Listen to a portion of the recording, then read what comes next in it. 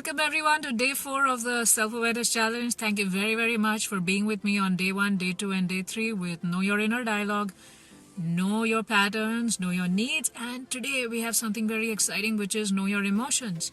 So many times when clients come to me and they tell me about their plans, they want to take the next step in their career, they want to take the next step in their relationship, or they're grieving something from the past, I always ask them a question. Okay, when you're thinking about this, how does that make you feel? A lot of times they are not able to answer the question, or let me put it this way, 95% of the time clients are not able to immediately answer this question for me, and I really have to help them in getting in touch with their feelings. Now, why do I do that? Because feelings have a lot of intelligence. Our emotions have a lot of intelligence in them. And the more we connect with our emotions, the more we are able to connect with the underlying intelligence, the guiding intelligence for us in making decisions. And it's a very, very important aspect of our self-awareness. So when I ask a client, how do you feel in that moment? I have to ask them, okay, were you scared? Were you happy? What was going on for you? Are you nervous? Or are you go, I want to go. Do you want to fight it out? Or are you scared? Or are you freezing in that moment? What's happening to you? What is that emotion that is going on inside of you? And where is it that you're feeling inside your body? Which part of your body are you feeling it? This awareness is very, very important because feelings point to our needs. When our needs are satisfied, remember day 3, needs? When our needs are satisfied, we feel in a certain way. We feel happy. We feel contented. We feel satisfied. We feel hopeful. When our needs are not satisfied, we feel very disturbed, dejected, broken.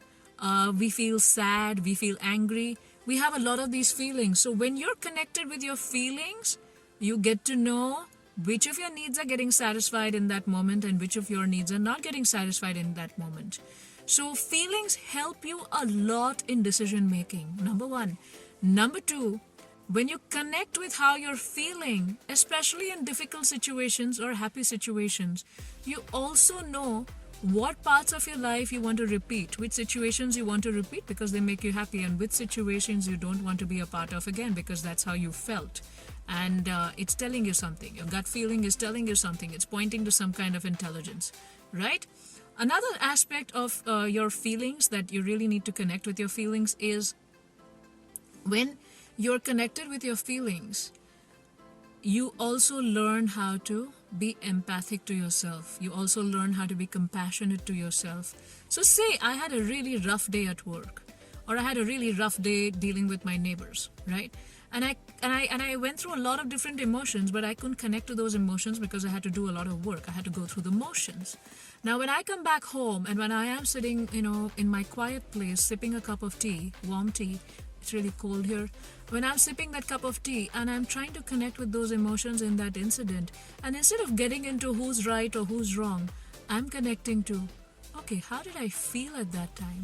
Oh, I felt very betrayed. I felt very sad. I felt very helpless.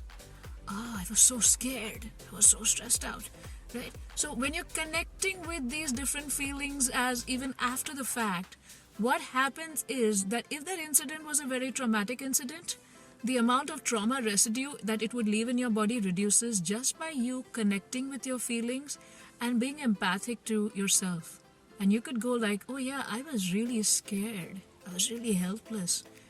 That didn't feel really good. I don't like feeling that way. I want to learn from the situation and see how could I have handled myself better or that situation better.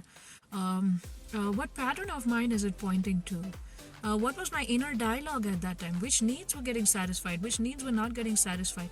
So right from your feelings, you can connect to all that you've learned in day 3, day 2, and day 1. So feelings are very, very important. I'd also like to add here that your feelings and your needs are your responsibility. So it's not like someone makes us feel in a certain way. We feel in that way because of their behavior.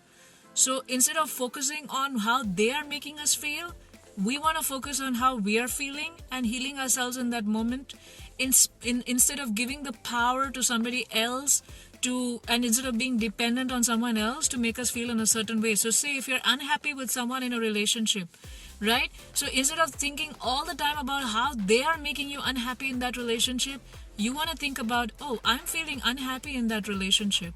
Why am I feeling unhappy? What's going on for me? What needs are getting satisfied? Can I compromise on those needs? Can I not compromise on those needs? And I'm feeling unhappy, so I'm going to do something so that I can take care of myself in this moment. I can make a request for the other person, and I can make them aware that their behavior is making me feel in a certain way. But I can only make it as a request. I cannot demand people to change their behavior just so that my needs and my emotions are satisfied. You know what? We can't live a life of so much entitlement. We really need to take responsibility of how we are feeling and start making requests to other people to change how they're behaving with us. But it's only a request. But after all that you've done and all the requests that you've made, finally how you feel is your responsibility. Always be aware of that. Take care of yourself and nurture yourself. Your homework for this day, your challenge for day 4, is to connect with your feelings right now in this moment. What are you feeling? Connect to an incident during the day that happened and just go back and think about what were you feeling in that moment. The third thing you could do is connect to an incident from the past which left an indelible mark on you, and it could be a really happy incident or it could be a really horrifying incident. So you could connect with that and connect with how you felt in that moment and try to draw out the challenges day 3, day 2 and day 1 had. So try to draw out what needs were getting satisfied, not getting satisfied, what your inner dialogue was like, and what patterns were you operating from.